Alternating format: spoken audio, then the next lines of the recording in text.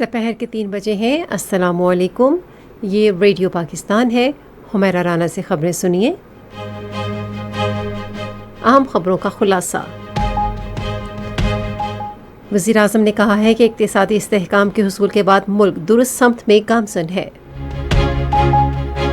وزیر اطلاعات نے کہا ہے کہ وفاقی اور پنجاب حکومت عوام کو ریلیف فراہم کرنے کے لیے پرعزم ہے۔ ڈنمارک کی جہاز رانی کی ایک کمپنی اگلے 2 سال میں پاکستان کی بندرگاہوں اور ٹرانسپورٹ کے بنیادی ڈھانچے پر $2 ارب سرمایہ لگائے گی۔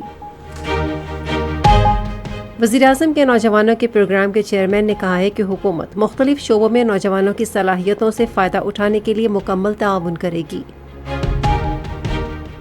اقوام متحدہ کے سیکرٹری جنرل نے غزہ میں پولیو سے بچاؤ کی مہم چلانے کے لیے جنگ بندی پر زور دیا ہے۔ اور اقوام متحدہ کی ایک ٹیم اگلے ہفتے بنگلہ دیش کا دورہ کرے گی، جہاں وہ حکومت کے خلاف تحریک کے دوران انسانی حقوق کی خلاف ورزیوں کی تحقیقات کرے گی۔ اور اب خبریں تفصیل کے ساتھ۔ وزیر اعظم محمد شہباز شریف نے کہا ہے کہ بجلی کی قیمتیں کم کرنے کا مستقل حل تلاش کرنے کے لیے بھرپور کوششیں کی جا رہی ہیں۔ ایک بیان میں انہوں نے کہا کہ بجلی کی چوری کی روک تھام کا مستقل اور پائیدار حل تلاش کیا جا رہا ہے۔ وزیر اعظم نے میاں محمد نواز شریف کی زیر قیادت وزیر اعلیٰ پنجاب کی طرف سے بجلی صارفین کو تاریخی ریلیف پیکج دینے کا خیر مقدم کیا۔ وزیر اعظم نے کہا کہ ہم نے حال ہی میں وفاقی حکومت کے ترقیاتی بجٹ سے 50 ارب روپے کی کٹوتی کر کے بجلی کی قیمتوں میں ریلیف دیا ہے، جس سے 200 یونٹ تک بجلی استعمال کرنے والے صارفین فائدہ اٹھا رہے ہیں۔ وزیر اعظم نے کہا کہ اقتصادی استحکام کے حصول کے بعد ملک درست سمت میں گامزن ہے۔ وزیر اطلاعات و نشریات عطا اللہ تارڑ نے کہا ہے کہ وفاق اور پنجاب کی حکومت عوام کو ریلیف دینے کے ایجنڈے کے لیے پرعزم ہے۔ آج اسلام آباد میں ایک نیوز کانفرنس میں انہوں نے پنجاب حکومت کی طرف سے 500 یونٹ استعمال کرنے والے صارفین کے لیے بجلی کی قیمت میں 14 روپے فی یونٹ کمی کے فیصلے کو بے مثال اقدام قرار دیا۔ انہوں نے کہا کہ اس سے ظاہر ہوتا ہے کہ مسلم لیگ نون کی قیادت عوام کی مشکلات کے حوالے سے حساس ہے۔ انہوں نے کہا کہ گرمی کے مہینوں میں 45 ارب روپے کے ریلیف سے صارفین کی زندگی میں آسانی پیدا ہوگی۔ وزیر اطلاعات نے کہا کہ وزیر اعظم نے اس سے قبل 200 یونٹ تک بجلی استعمال کرنے والے صارفین کو 3 ماہ کے لیے 50 ارب روپے کی سبسڈی فراہم کی ہے۔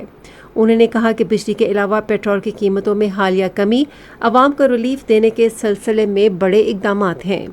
عطا تارڑ نے نشاندہی کی کہ بلوچستان میں 28,000 ٹیوب ویلز کی شمسی توانائی پر منتقلی سے صوبے کے کسانوں کو فائدہ ہوگا۔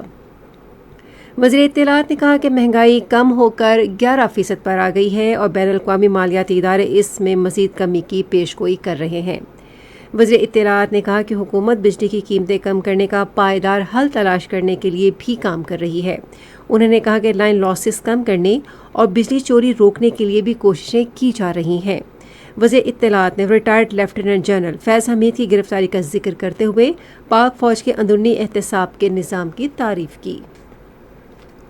خصوصی سرمایہ کاری سہولت کونسل کی کوششوں سے ڈنمارک کی جہاز رانی کی کمپنی میرسک آئندہ 2 سال میں بندرگاہوں اور ٹرانسپورٹ کے بنیادی ڈھانچے پر $2 ارب کی سرمایہ کاری کرے گی۔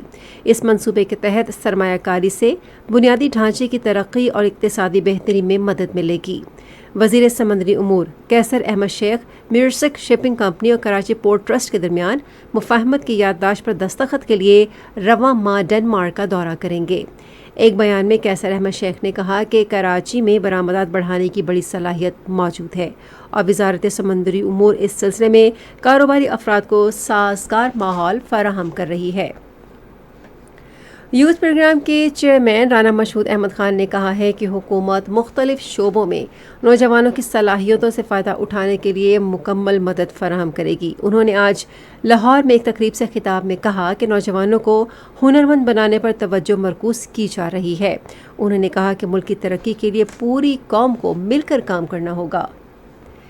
صحت کی قومی خدمات کے بارے میں وزیر اعظم کے معاون ڈاکٹر مختار احمد نے کہا ہے کہ پاکستان میں اب تک ایم پاکس کا صرف ایک کیس سامنے آیا ہے۔ انہوں نے آج اسلام آباد میں ایک نیوز کانفرنس سے خطاب میں کہا کہ خیبر پختونخوا میں خلیجی علاقے سے آنے والے شخص کا ٹیسٹ مثبت آیا ہے۔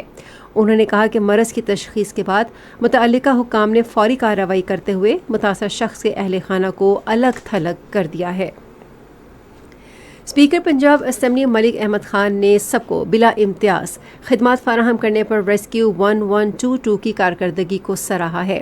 آج ایمرجنسی سروس اکیڈمی لاہور میں 44ویں بنیادی کورس کی پاسنگ آؤٹ پریڈ کی تقریب سے خطاب کرتے ہوئے انہوں نے کہا کہ ریسکیو 1122 منصوبہ کامیابی کی طرف گامزن ہے اور اقوام متحدہ نے بھی ان کی خدمات کی تعریف کی ہے۔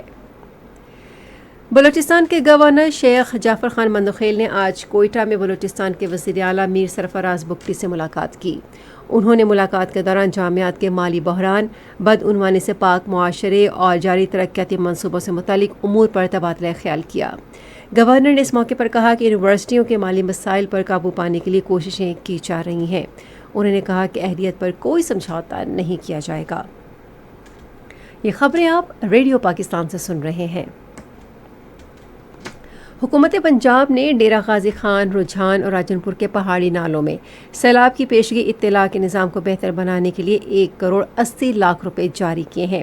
پنجاب کے قدرتی آفات سے بچاؤ کے ادارے کے ترجمان کے مطابق پہاڑی نالوں کے زیریں علاقوں میں لوگوں کے جان و مال کے تحفظ کو یقینی بنانے کے لیے حفاظتی بندوں کو مستحکم کیا جائے گا۔ انہوں نے کہا کہ جن علاقوں سے پہاڑی نالوں میں پانی آتا ہے وہاں ٹاور نصب کیے جائیں گے تاکہ سیلاب کی پیشگی اطلاع کے نظام کو بہتر بنایا جا سکے، جس سے متاثرہ آبادی میں نقصانات کم کرنے میں مدد ملے گی۔ پاک فوج نے لاہور کے نواحی گاؤں چٹیاں والا میں آنکھوں کے علاج کے ایک کیمپ کا اہتمام کیا۔ جدید آلات سے لیس آنکھوں کے مفت کیمپ میں تقریباً 500 مریضوں کی تشخیص اور علاج کیا گیا۔ مریضوں کو مفت دوائیں اور اضافی غذائی ادویات بھی فراہم کی گئیں۔ اس کے علاوہ مقامی افراد کو امراض چشم اور عمومی صحت کے حوالے سے آگاہی بھی دی گئی۔ مقامی افراد نے پاک فوج کی جانب سے عوامی آگاہی کے اس اقدام کو سراہا۔ وسطی غزہ کے علاقے الزویدہ میں ایک اسرائیلی حملے میں کم از کم 15 فلسطینی شہید ہو گئے ہیں۔ غزہ میں گزشتہ سال 7 اکتوبر سے اب تک جاری اسرائیلی جارحیت میں 40,005 فلسطینی شہید اور 92,401 زخمی ہو چکے ہیں۔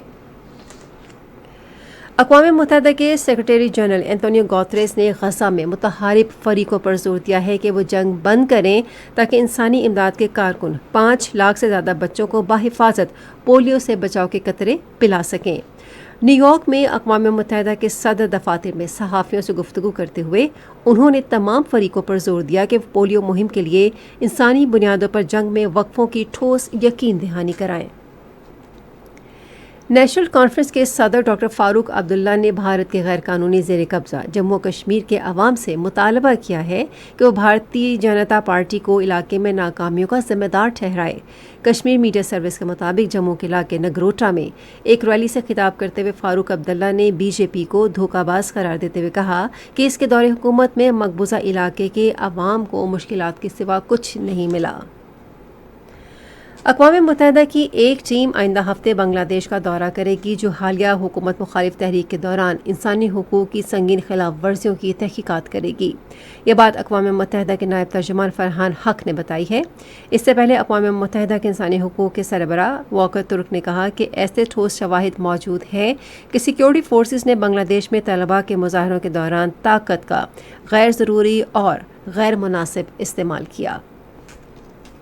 مختلف کھلاڑیوں نے ارشد ندیم کی پیرس اولمپکس میں ریکارڈ ساز فتح پر تعریف کی ہے۔ سابق اسکواش چیمپئن جہانگیر خان نے کہا کہ ارشد ندیم نے عالمی کھیلوں میں ملک کے تشخص کو اجاگر کیا۔ کرکٹر بابر اعظم نے کہا کہ جس طرح ارشد ندیم نے پاکستان کی عزت میں اضافہ کیا وہ ہم سب کے لیے باعث فخر ہے۔ قومی ہاکی ٹیم کے سابق کپتان صلاح الدین نے کہا کہ ارشد ندیم نے نہ صرف اولمپکس میں سونے کا تمغہ جیتا بلکہ نیا ریکارڈ بھی قائم کیا ہے۔ قومی ہاکی ٹیم کے سابق کپتان شہباز احمد سینئر نے کہا کہ ارشد ندیم کی تاریخی کامیابی پر پوری قوم خوش ہے۔ ٹینس کے کھلاڑی احسام الحق نے کہا کہ ہمیں ارشد ندیم پر فخر ہے۔ اور محکمہ موسمیات کی پیشگوئی کے مطابق آئندہ 12 گھنٹے کے دوران سندھ، پنجاب، مشرقی بلوچستان، خیبر پختونخوا، خطہ پوٹوہار اور کشمیر میں آندھی اور گرج چمک کے ساتھ بارش کا امکان ہے۔ اس دوران سندھ، شمال مشرقی جنوبی پنجاب اور مشرقی بلوچستان میں شدید بارش بھی ہو سکتی ہے۔ آج ریکارڈ کیا گیا بعض علاقوں کا درجہ حرارت: اسلام آباد اور گلگت 33، لاہور اور پشاور 35، کراچی 29، کوئٹہ 32، مری 21، مظفر آباد 34، سری نگر 25، جموں 31 اور لیہ 19 ڈگری سینٹی گریڈ۔ خاص خبروں کا خلاصہ ایک بار پھر۔ وزیر اعظم نے کہا ہے کہ اقتصادی استحکام کے حصول کے بعد ملک درست سمت میں گامزن ہے۔ اور وزیر اطلاعات نے کہا ہے کہ وفاقی اور پنجاب حکومت عوام کو ریلیف فراہم کرنے کے لیے پرعزم ہے۔ خبریں ختم ہوئیں۔ مزید خبروں اور تجزیوں کے لیے آئیے ہماری ویب سائٹ پر radio.gov.pk اور فیس بک کے link radio Pakistan news official پر براہ راست ویڈیو اسٹریمنگ بھی ملاحظہ کیجیے۔